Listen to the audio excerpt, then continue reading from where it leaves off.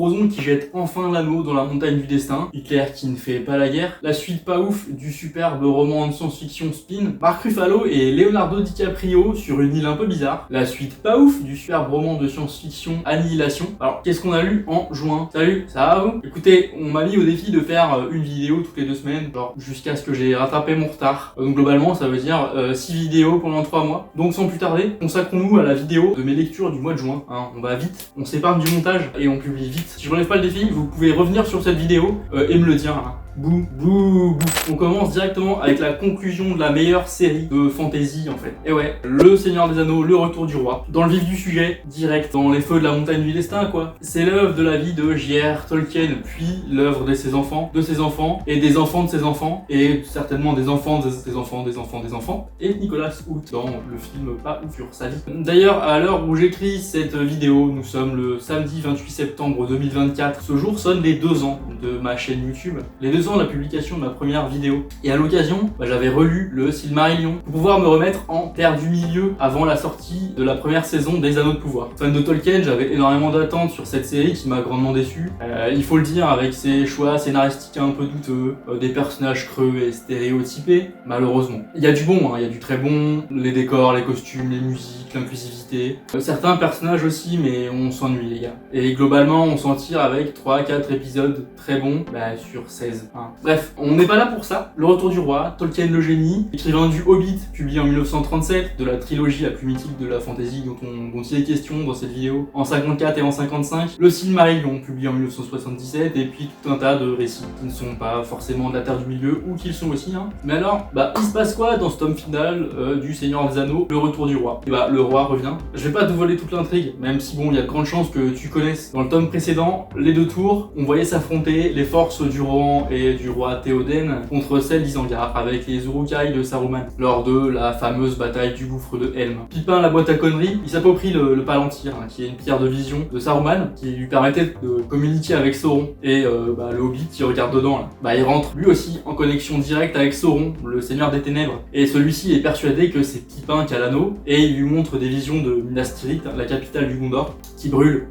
Se prépare alors la plus grande guerre du 3e âge, tandis que Frodon et Sam continuent leur quête désespérée pour rejoindre le Mordor et détruire l'anneau dans la montagne du destin. Et alors, qu'est-ce qu'on en pense du Retour du Roi? C'est rien de moins que génial. Tu t'attendais à autre chose. Comme j'ai pu le mentionner lors des 2 vidéos précédentes sur le sujet du Seigneur des Anneaux, c'est difficile d'apporter quelque chose de nouveau lorsque le sujet a été vu, revu et corrigé depuis plus de 70 ans. On a dans les mains facilement l'une des œuvres les plus discutées et les plus analysées de l'histoire de la littérature. Donc mon propos, il n'a pas forcément une grande pertinence, il apporte pas une grande nouveauté. Mais c'est génial, c'est vraiment génial, c'est avant-gardiste, c'est inspiré et c'est inspirant. Et quel plaisir de grappiller les informations supplémentaires qu'on avait oubliées sur le lore, sur l'univers de la Terre du Milieu, là, après les événements et avant les événements du Seigneur des Anneaux. Quel univers incroyable c'est, quelle plume intemporelle Tolkien a. Ensuite, on a lu La part de l'autre, qui est un roman écrit par Eric Emmanuel Schmitt. Donc, c'est publié en 2001 chez Albin Michel. Présentons d'abord l'auteur avant de parler de l'œuvre. Eric Manu, il est dramaturge, nouvelliste, romancier, réalisateur et comédien français.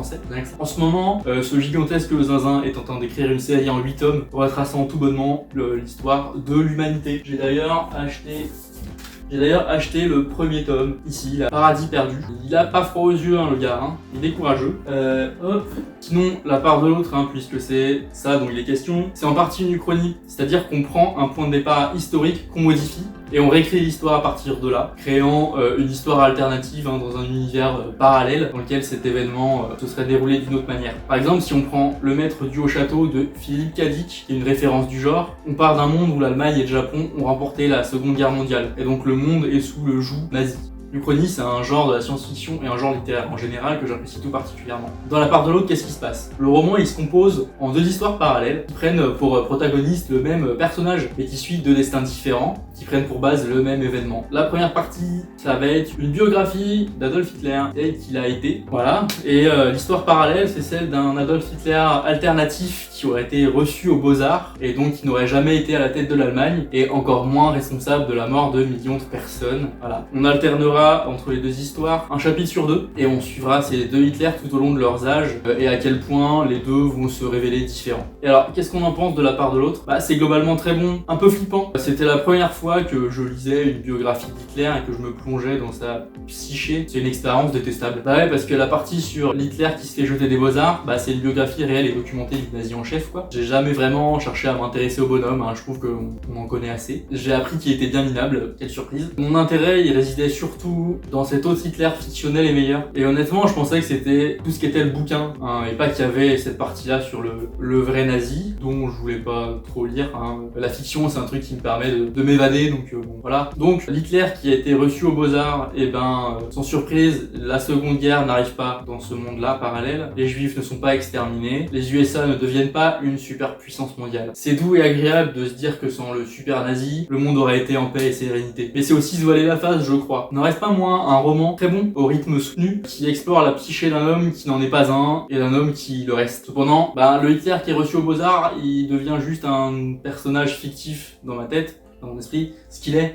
mais je l'ai jamais conçu, moi, comme un Adolf Hitler possible. Voilà. Ensuite, on a lu Axis. Axis l'ennui. Axis, je ronfle. Axis, j'ai lu pire, mais c'était bien naze. Je te spoil immédiatement mon avis, je m'en fous. C'est moi, le patron. C'est écrit par Robert Charles Wilson et publié par De Noël en 2009 dans sa collection Lune d'encre. C'est la suite du roman Spin que j'ai juste là. Du roman Spin, c'est la suite, qui était vraiment très bon, ce roman-là. C'est un classique en devenir de la science-fiction, qui a remporté le prix Hugo du meilleur roman en 2006, ainsi que le Grand Prix imaginaire du meilleur roman étranger en 2007. Hop. Donc je sais pas si l'auteur Robert Charles Wilson il avait conceptualisé ça comme une trilogie quand Spin a été publié, parce que le roman il se tenait très bien tout seul, mais le fait est que ça a été publié comme ça, avec un troisième tome qui s'intitule Vortex. Je sais pas si je vais le lire, étant donné l'épreuve qui a été Axis, mais si jamais tu l'as lu, dis-moi si je dois faire le même et si ça vaut le coup.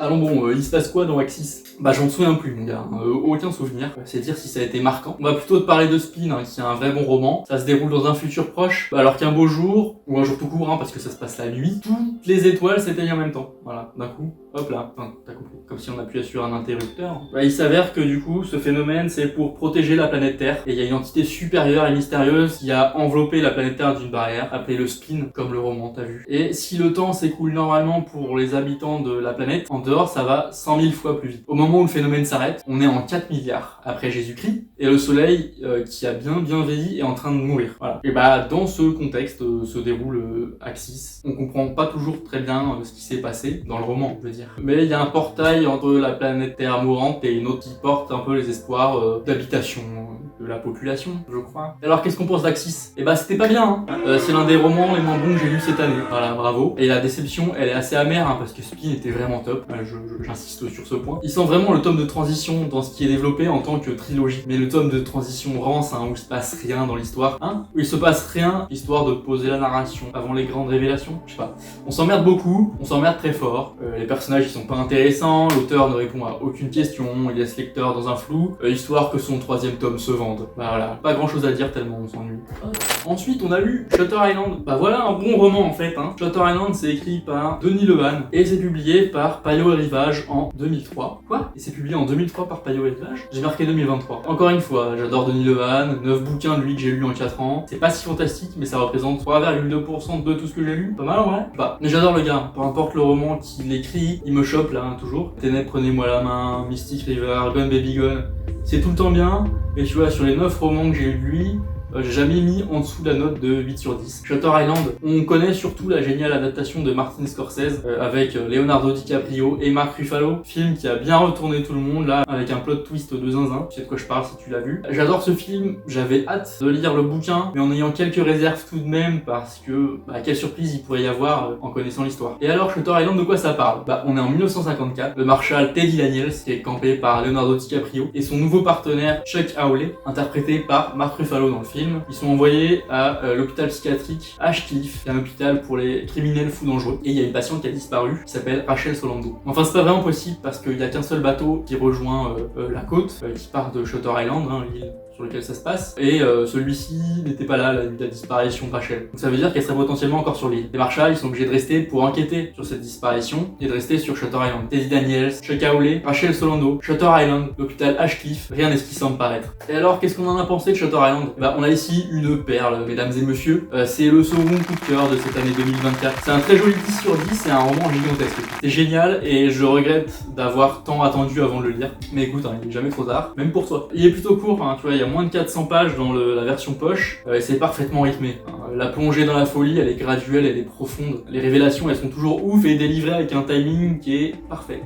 C'est avec brio. Les personnages, ils sont attachants et touchants. Et puis l'auteur, il nous manipule avec talent. Hein. Voilà, il fait d'où des pantins là, pour nous conduire où il veut, avec un plot twist qui est vraiment magnifiquement exécuté. Pour ceux qui ont vu le film et qui ont apprécié le film, bah, le bouquin et cette révélation finale sont de la même teneur. C'est d'autant plus marquant, je trouve, quand on lit un roman et quand on a investi des dizaines d'heures que quand on en a mis que 2. Les dizaines d'heures, elles sont réparties sur des jours. Enfin, voilà, on est d'autant plus investi émotionnellement. Donc voilà, c'est évidemment génial et ma recommandation du mois. Pour finir ce mois de juin totalement paradoxal, on a lu Autorité, qui est un roman écrit par Jeff Vandermeer et publié en France en 2017 par la maison Au Diable Vauvert. Autorité, c'est le second tome de la trilogie Rempart Sud, qui avait débuté l'année d'avant avec le superbe Annihilation que j'avais adoré et qui a une adaptation Netflix avec Nathalie Portman. On en avait parlé lors de la vidéo du mois de mars et il s'était installé rapidement parmi mes bouquins références de la science-fiction grâce à une atmosphère particulièrement réussie et des révélations et des plot twists de zinzin. Voici ce qui se passait dans le premier tome. Il y a une zone qui est apparue aux États-Unis qui s'intitule la zone X. Cette zone, elle s'étend de plus en plus de manière incompréhensible pour les scientifiques. Pour essayer de résoudre cette énigme, il y a des expéditions qui vont être envoyées pour récupérer des données en fait, et aucune des expéditions n'est revenue en vie. Dans ce contexte est envoyée la 12e expédition qui est composée de 4 femmes qui vont jamais être nommées dans le récit. Une biologiste, une anthropologue, une psychologue et une géomètre. L'histoire, elle est narrée à travers le journal de bord de la biologiste, et plus ces cas scientifiques vont s'enfoncer dans la zone X, plus elles vont être victimes d'événements indéfinissables qui s'y produisent, et plus on va saisir ce qui est arrivé aux expéditions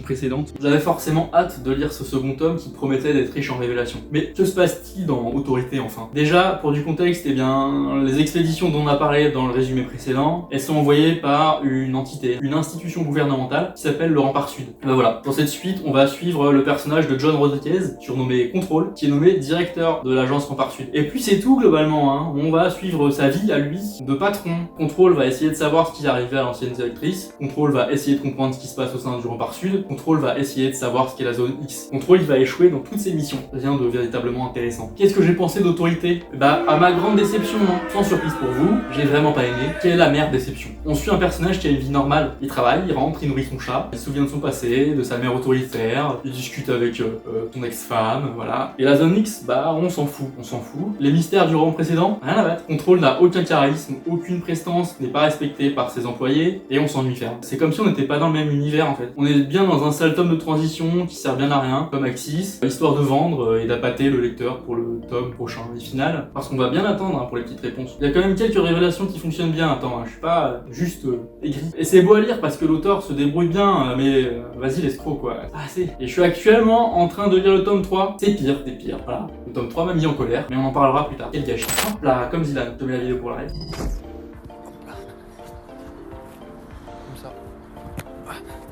C'est tout pour ce mois de juin. Un mois en demi-teinte hein, entre Banger et Giga Déception. N'hésitez pas à aimer cette vidéo, à la partager et à vous abonner. Ça fait toujours plaisir, ça réchauffe le cœur. Alors, la prochaine vidéo, elle va être particulière parce que, teasing, à Angers, il y a pas longtemps, il y a eu un festival littéraire sur les œuvres culs. Voilà, j'ai rencontré des auteurs qui comptent beaucoup pour moi. Par exemple, là-haut, là, qu'il y aura une espèce de petit vlog, un peu nouveau pour moi. Ça met un peu de temps. Le mois prochain, qu'est-ce qu'on a lu le mois prochain? Qu'est-ce qu'on a bien pu lire en juillet? De la science-fiction russe dans un transport en commun. Stephen King de retour et qui nous signe un conte de fées. Le troisième coup de cœur de l'année par Emily St. John Mandel et un gigantesque pavé de James Ellroy Leroy. À bientôt!